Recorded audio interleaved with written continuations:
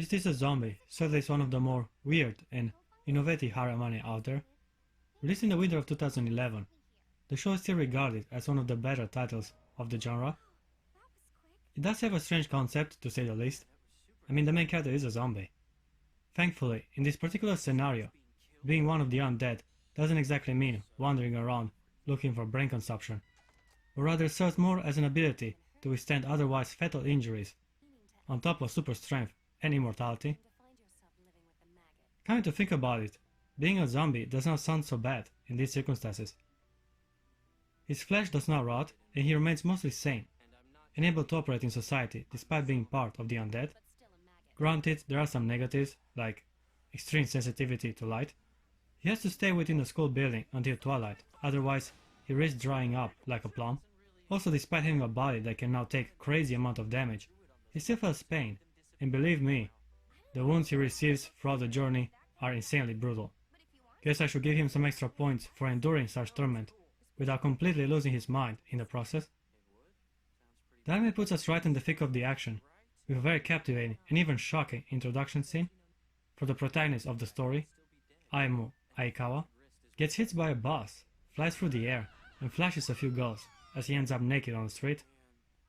A classic anime main character. It might come as a surprise, but by the end of the show, this little incident is one of the more decent things that happen to the protagonist.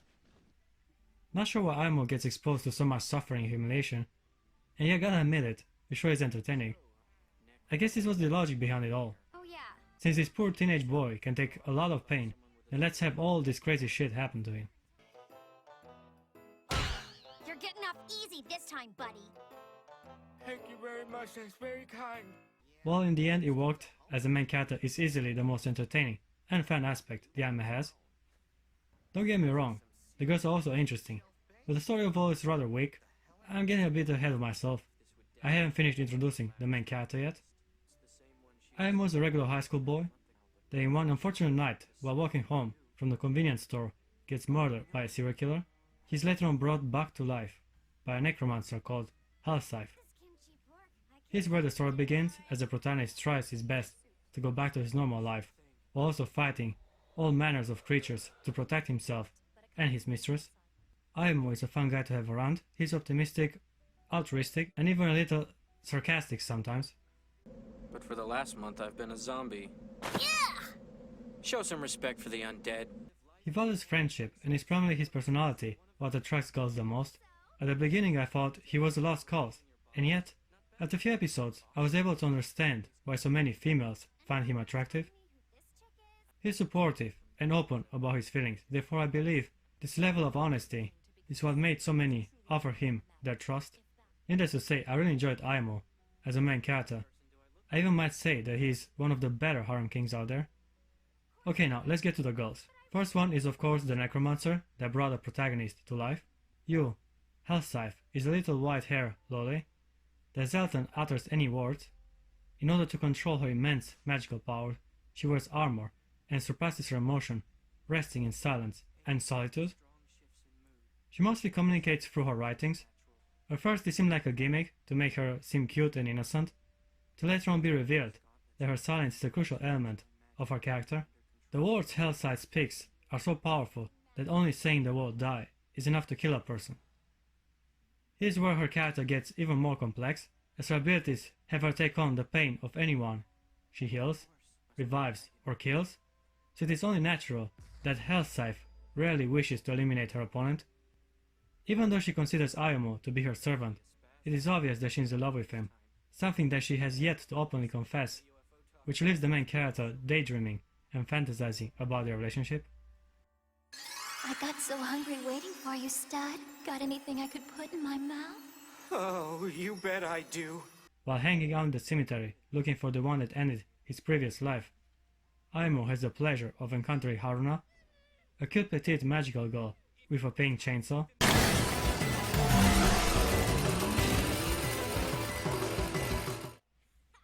At this point I was like, okay, I like where this is going. And then after a few more minutes I was like, okay, I'm not sure how to feel about this. Let me elaborate. This chick Haruna saves the main character from some weird bear-like creature and then tries to erase his memories of the event. Little did she know that zombies have the ability to absorb magical powers, which results in Haruna to no longer be able to be a magical girl. Now behold how our manly protagonist has the capability of becoming just that. And I'm not shitting you guys, Ayumu is a magical girl, with pink feminine attire and thematic transformation montage. First time he did it, it worked as a comedy, and yet he keeps on using those powers even in serious situations. For some reason, it works. The protagonist somehow made me believe that he was a badass, even dressed funky like that. Shit gets real, people, and yet I can't help but take him serious as a magical girl dude. This also shows what a compelling and charming character Ayumu is. Even in a ridiculous situation, he finds a way to make it work, no matter the circumstances. There are plenty of funny moments in the anime, which shows that overall, this title prioritizes comedy over action. Came out kinda hard this morning. Pervert. Make me picture that part of you again, I'll cut it off. I'm talking about the eggs being a little overdone. Otherwise, Haruna is rather childish and very loud. She also has a big appetite, considering her petite, underdeveloped body. Seraphine, on the other hand, has definitely developed into a fine, well-endowed woman. She's a vampire ninja. Yeah, I know. Insanity is strong in this anime. Seraphine usually fights with a sword and can even fly, being able to form a pair of bat wings whenever necessary.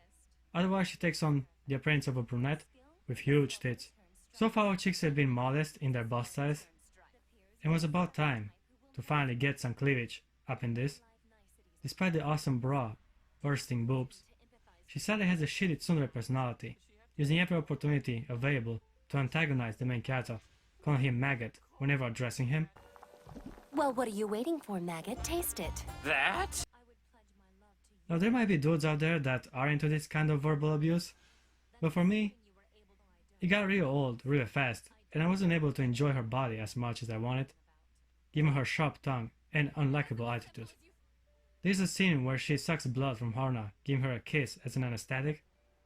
I'm a guy and yeah, I really like that part. Otherwise, she can cook, creating a suspiciously poisonous substance whenever trying. What's with a female ninja that can cook? I mean, I've seen this trope before. Miles Strom is yet another vampire ninja from a different fraction than Seraphine, and also a student at the same high school Ayumu attends. Following a misfortunate event when Ayumu accidentally kisses Mile, the blonde vampire ninja now considers herself to be married to him. It is the custom of her clan to only kiss your lifelong partner, therefore Mile acts like the main character's wife, even at school. I'm yours now, okay? There's nothing that'll change it! But it's just not right! It's just how it is. At first she only wants to be his wife, given her clan tradition, and yet he eventually develops strong feelings for Ayumu, due to his courage and kindness. Having a girl that wants to marry the protagonist is also a popular trope in the harem genre, but I gotta admit, I did like Mile for her determination and commitment to win over the main character's heart. Alright, these were the girls in the harem. Now let's talk about the story. As I previously stated, the narrative isn't exactly the best aspect of the anime, even though at times there is strong writing scattered here and there throughout the show. The saving grace of Is This a Zombie are the characters. Despite the eccentric attributes, most secondary characters benefit from in-depth character development, which in the end helps the story stay captivating and interesting. To simplify things, the show has two story arcs, both centered around an antagonist. First 6 episodes have Kyoko, with her bloodlust, at the center, while the other ones are prioritizing the mysterious King of the Night character. I guess I could agree that Kyoko's story is entangled with Ayumu, as it is eventually uncovered that she is the one that killed him. But I'm getting ahead of myself. Kyoko was first introduced as a supposed childhood friend. A couple of things now that I think about it. You're okay. No fever, at least. To let one be revealed that she's a magical girl and a serial killer. By sacrificing the souls of various humans, she was able to add those lives to her own, allowing herself to be revived if she were to be killed. Ayumu saw this as a challenge, and after a few chainsaws to the head, he brought her down to only one life. What I like about this moment is that the main character shows compassion even though he has the chance of ending the existence of the person that forever changed his. Ayumu lets her live, I guess this outcome was to be expected, and yet it is a surprisingly visually powerful moment, given the otherwise lighter tone of the anime. When it comes to the King of the Night arc, I'm a little conflicted. The show tried to make his defeat a team effort, and it worked in certain ways, although some moments felt unearned, like Seraphine playing the violin accompanied by her ninja clan to stop an invasion of evil spirits. It is visually beautiful and thematic, but it's never been established before that playing some instrument is enough to combat evil entities. It was done this way to show that Seraphine was again accepted by her clan, even though it didn't make any sense within the story. On the other hand, I did very much like the way they handled the King of the Night character. He's also a zombie, and just like Ayamu, he was also resurrected by Miss Hellscythe. After he was banished by her, he lost his will to live, and now he's willing to do anything to make her say the word die to end his existence. The King of the Night has attacked her friends and even tried to destroy the city, and yet Miss Hellscythe still doesn't want to kill him, as she does not want to end the life of a friend. I really like this scene. It really shows what a sensitive and kind person Hellscythe is.